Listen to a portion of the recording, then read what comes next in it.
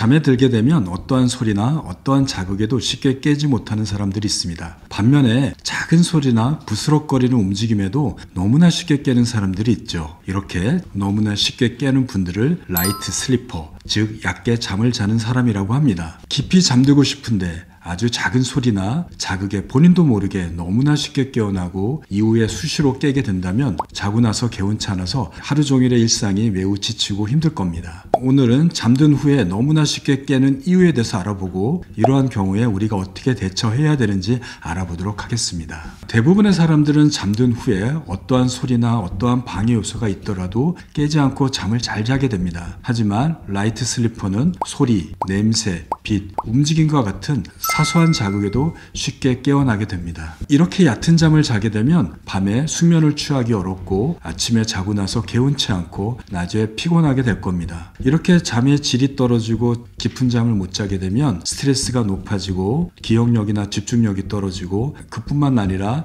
하루 종일 짜증과 불안과 긴장에 시달리게 되고요. 더 나아가서 2형 당뇨병이나 심혈관 질환, 즉 고혈압, 심근경색증과 같은 질환이 발생하게 되고 비만도 상당히 높아지게 됩니다. 아주 드물게는 암과 같은 심각한 질병으로도 연결될 수 있습니다. 얕은 잠을 자는 이유를 알아보기 전에 우리의 수면의 단계를 알아볼 필요가 있습니다. 우리가 잠들면 계속 깊은 잠을 내리자는 것이 아니라 얕은 잠, 깊은 잠, 꿈잠으로 구성된 수면의 주기가 하룻밤에 4번에서 6번 반복되게 됩니다. 즉 우리가 잠들면 얕은 잠도 자고 깊은 잠도 자는데 얕은 잠일 때는 작은 자극에도 깰 수 있는 상황이 되는 거죠. 이러한 이유로 우리가 잘 자는 사람도 하룻밤에 4번에서 6번의 뒤척임이 나타나게 됩니다. 잠자는 중에 뒤척임은 주로 매우 얕은 잠인 비렘 수면 1단계에서 나타나게 되고 이러한 것은 정상으로 간주하게 됩니다. 수면의 단계는 비렘 수면과 렘 수면으로 나누는데요. 비렘 수면은 다시 1단계, 2단계, 3단계로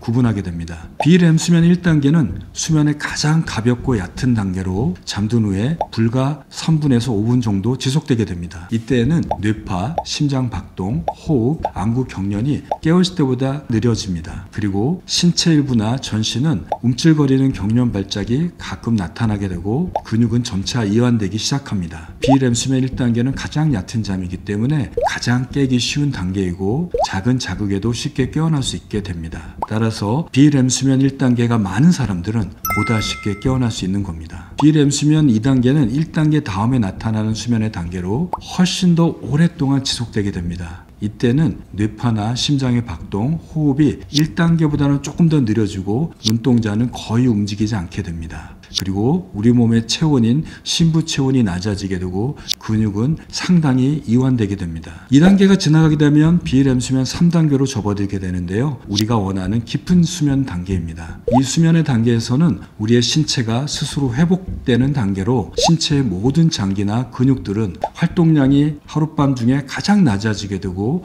느려지게 되어서 이 단계에서는 잠에 빠지게 되면 쉽게 깨어나기가 어렵고 억지로 깨어나게 되면 비몽사몽으로 한동안 유지되게 됩니다. 이렇게 비렘 수면 1, 2, 3단계가 지나고 나면 꿈꾸는 잠이라고 알려져 있는 렘 수면이 나타나게 됩니다. 렘 수면은 눈동자가 아주 빠르게 움직이는 수면의 단계로 뇌파는 깨어있을 때와 같이 매우 활발하게 활동하게 되고 호흡과 심박동수, 혈압은 깨어있을 때만큼 굉장히 빨라지고 높아지게 됩니다. 렘 수면 동안에는 뇌파가 활성돼서 즉 뇌가 깨어나게 돼서 우리는 꿈을 꾸게 되지만 눈동자 이외에는 모든 신체 근육은 마비가 돼서 움직일 수 없는 상태가 유지되게 됩니다. 이렇게 수면의 단계는 비렘 수면 1, 2, 3단계와 렘 수면이 90분 간격으로 반복되는데요. 이 전체 수면의 단계 중에 비렘 수면 1단계는 매우 얕은 잠이고 2단계 또한 얕은 잠입니다. 그리고 렘 수면도 1단계와 같이 매우 얕은 잠으로 간주됩니다. 잠을 자면서 비렘 수면 1단계와 렘 수면으로 들어가게 되면 우리 뇌는 쉽게 깨어날 수 있고 작은 자극에도 깨어날 수 있으며 이때 깨어나면서 뒤척임이 나타나게 됩니다. 만약에 다양한 수면 장애에 노출되거나 긴장과 불안이 높아지게 되면 깊은 잠인 BREM 수면 3단계는 줄어들게 되고 아주 얕은 잠인 BREM 수면 1단계와 REM 수면의 양이 상당히 늘어나게 됩니다. 이렇게 얕은 잠을 자고 너무나 쉽게 깨는 것은 유전적인 요인도 관여하고요. 여러 가지 수면 장애에 노출돼도 쉽게 깨어날 수 있습니다. 깊은 잠을 자는 사람은 옆에서 꽹가를 치고 시끄러운 소리가 들려도 깨어나지 않고 쿨쿨 잠을 잘 자게 됩니다. 하지만 얕은 잠을 자는 라이트 슬리퍼는 작은 부스럭거리는 소리나 움직임에도 너무나 쉽게 깨어나게 됩니다. 이렇게 같은 자극에도 뇌가 깨느냐 안 깨느냐의 민감도의 차이는 각성 역치라고 하는데요. 이러한 각성 역치가 낮을수록 작은 자극에 쉽게 깨어나게 됩니다. 각성 역치가 낮아지는 원인을 좀 알아보도록 하겠습니다. 첫 번째는 앞서 말씀드린 수면의 단계를 들 수 있습니다. 얕은 잠을 잘 때는 각성 역치가 매우 낮아서 작은 자극에도 누구나 쉽게 깨어날 수 있습니다. 두 번째는 수면이 부족하거나 낮에 많은 운동이나 피곤하게 되면 각성 역치가 높아져서 쉽게 깨어나지 못하게 됩니다. 반대로 낮잠을 너무 많이 자거나 수면을 방해하는 카페인을 너무 많이 마시거나 낮에 운동량이나 활동량이 적은 사람들은 각성 역치가 낮아져서 쉽게 깨어날 수 있게 됩니다. 세 번째는 스트레스를 들 수 있습니다. 스트레스,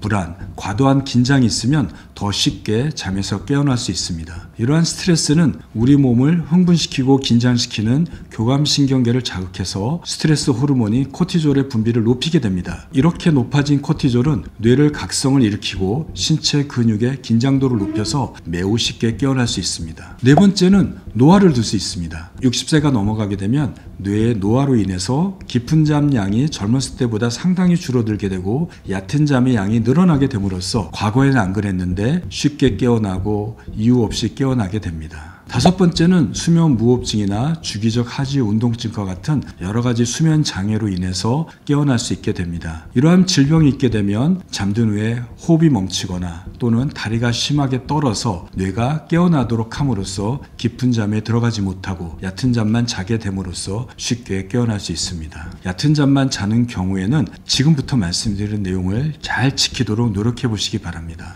첫 번째는 좋은 수면 위생을 지키는 겁니다. 좋은 수면 위생은 건강한 수면을 유지하도록 하는 다양한 습관을 말합니다. 이러한 수면 위생을 일상생활에 매일 적용하게 되면 수면의 질이 높아져서 좋은 잠을 잘 수 있게 됩니다. 첫 번째는 주말을 포함해서 매일 정해진 시간에 자고 정해진 시간에 깨어나는 겁니다. 두 번째는 낮잠을 적게 자거나 안 자야 합니다. 어쩔 수 없이 낮잠을 잔다면 20분 이내로 제한하시기 바랍니다. 세 번째는 잠자기 30분에서 1시간 전 동안에 매일매일 같은 시간에 몸의 긴장을 풀어내고 이완시킬 수 있는 취침 루틴을 하시기 바랍니다. 네 번째는 잠자기 1시간 전부터는 밝은 빛, 즉 블루라이트나 청색광을 내는 LED 조명의 노출을 피하시고 스마트폰이나 TV를 보지 않도록 하셔야 됩니다. 그리고 카페인과 알코올은 수면을 방해하니 가급적 섭취하지 않도록 하셔야 됩니다. 다음으로는 낮에 밝은 햇빛에 노출되는 겁니다. 오전에 한 30분에서 1시간, 오후에 30분에서 1시간 동안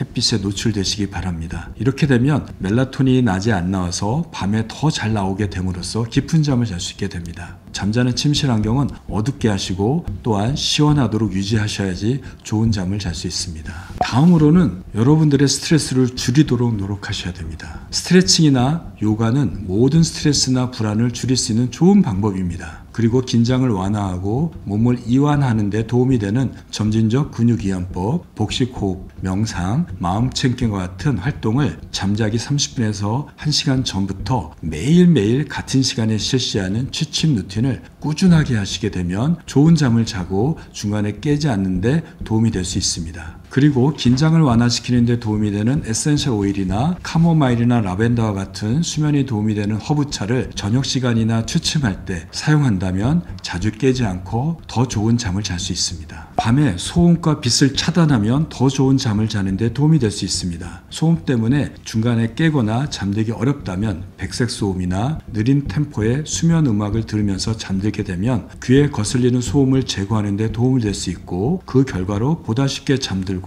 중간에 깰 가능성을 줄어들게 할 수 있습니다. 우리가 잠자는 동안에 밝은 빛에 노출되게 되면 생체 시계가 활성화되고 멜라토닌의 분비가 억제돼서 중간에 쉽게 깨어날 수 있게 됩니다. 따라서 잠자는 잠자는 동안에는 암막 커튼이나 안대를 사용해서 외부의 빛에 노출되지 않도록 해야 합니다. 이러한 노력에도 불구하고 깊은 잠을 못 자고 중간에 자주 깬다면 잠을 깊이 자는 데 도움이 될 수 있는 약물을 사용할 수 있습니다. 특히 멜라토닌 보충제나 항히스타민과 같은 누구나 쉽게 구입할 수 있는 일반 의약품은 부작용이 적어서 수면에 도움이 되는데 사용할 수 있습니다. 만약에 이러한 노력에도 불구하고 긴장과 불안 그리고 우울한 감정이 조절되지 않는 경우에는 일부 안정제를 사용하게 되면 스스로 조절되지 않는 불안과 긴장을 완화하는 데 도움이 될 수 있습니다. 따라서 이러한 경우에는 병원을 방문해서 우울증이나 불안 장애가 있는지 확인하시고 담당 선생님과 상의해서 증상이 호전될 때까지 이러한 약물을 복용하시는 것이 도움이 될 수 있습니다. 수면제 안정제는